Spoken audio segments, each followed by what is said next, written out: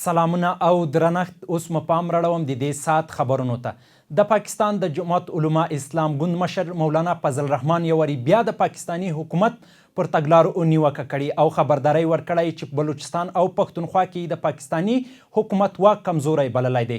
نوموړي یوې غونډې ته د وینا پر مهال ویلي چې د پاکستان اوسنی حکومت باید ستونزې د زور لارې نه بلکې د اساسي قانون، ولسواکي، بهیر او پراخو مشورو لارې حل کړي.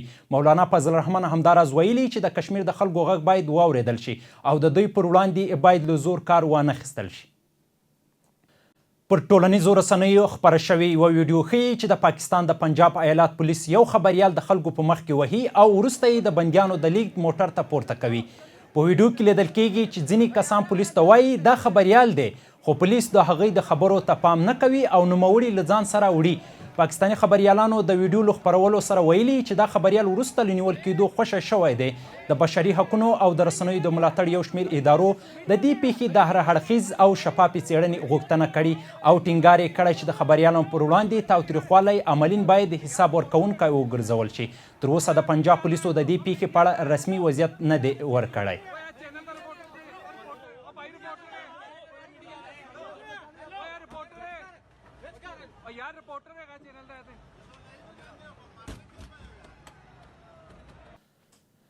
د پاکستان تحریک انصاف په پېښور کې د خپل مشر عمران خان د بند درېیمې کلیزې په مناسب غونډه کې او د هغه د خوشي کېدو غوښتنه کړې ده.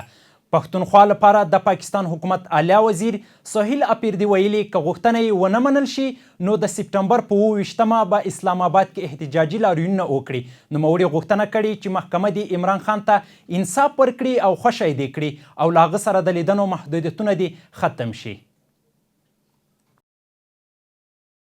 ریوټرز خبري اژانس د باخبره سرچینو له قوله راپور ورکړی چې ایران خلجي هیوادونو ته خبرداری ورکړی که امریکا یو ځل بیا پر ایران برید وکړي د دې هیوادونو د انرژي زیربناوې به په نښه کړي. همدارنګه ایراني چارواکي وایي له عمان سره یې د هرمز تنګي له لارې د بیړیو د خوندي تګ راتګ په اړه د یوې هوکړې وروستی پړاو بشپړیږي.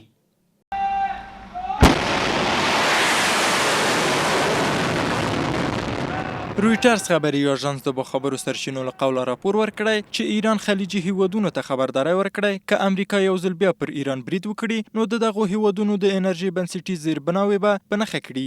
یاد اژانس ویلي دا پیغام د ډونالډ ټرمپ له لوري د ایران پر انرژي تاسیساتو او زیربناوو د برید له ګواښ وروسته د لوړې کچې ډیپلوماټیکو اړیکو له لارې د دغو هیوادونو چارواکو ته رسول شوی دی. ورته مهال خلیجي سرچینو ویلي چې سعودي عربستان له ډونالډ ټرمپ غوښتي چې پوځي اقدامات وځنډوي او خبرو اترو ته دوام ورکړي. په همدې حال کې واشنگټن پوسټ امریکایي ورځپاڼې د باخبرو سرچینو له قوله راپور ورکړی چې ولسمشر ډونالډ ټرمپ په کمپ ډیویډ کې له خپلې کابینې سره د وروستۍ غونډې پر مهال د جګړې له وزیر پیټ هیګس څخه د وسلو او مهماتو د زیرمو د کمښت په اړه د وضاحت غوښتنه کړې ده.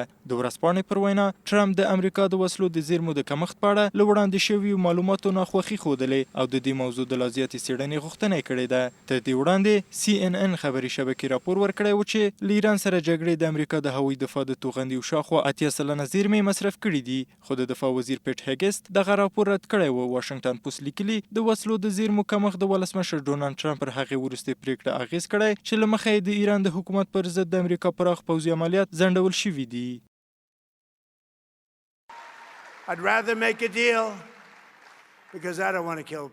غوره ګڼم چې له ایران سره اختلافونه د ډیپلوماسۍ له لارې حل شي. زه دا غوره ګڼم چې یوې هوکړې ته ورسیږو ځکه نه غواړم خلک ووژل شي. زه نه غواړم هیڅوک ووژل شي، خو ښایي په یوه پړاو کې دې کار ته اړ شو. خب حتی آمریکا بیاد بگه که بله ما بهترین مسیر همین مسیر تعامل و دیپلماسی است و آمریکا آماده است که برگرده به تعهدات خودش.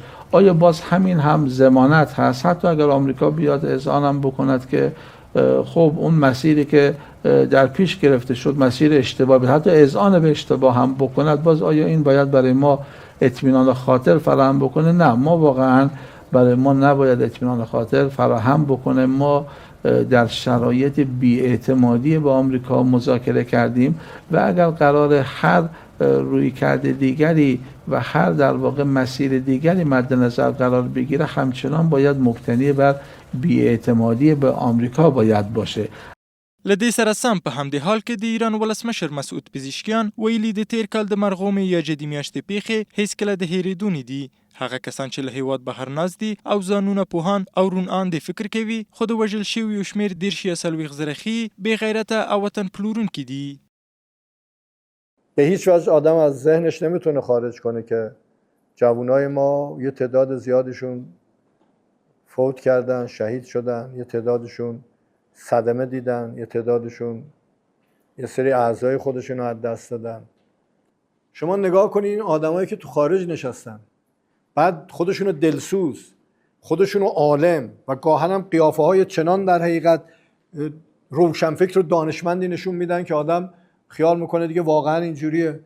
یه عدد 3000 رقمی رو 40,000 گفتن و بعد مردم رو به تحریک وادار کردن. این نشون میده اینا چقدر نامرد و وطن فروشن. دا په داسې حال کې ده چې ایراني چارواکو ویلي د هرمز تنګي له لارې د بیړیو د خوندي تګ راتګ لپاره یې له عمان سره د یوې لارې په اړه هوکړه کړې ده. د ایران د بهرنیو چارو وزارت ویاند اسماعیل بقایي ویلي چې دغه هوکړه اوس خپلو وروستیو پړاوونو ته رسېدلې ده.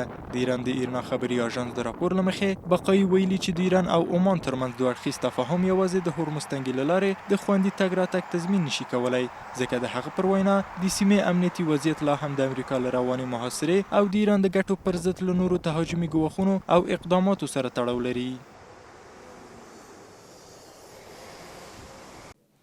درنو لیدونکو زموږ خبرې ساعت باندې ځای پای ته ورسېدو. تر بیا ښې چارې.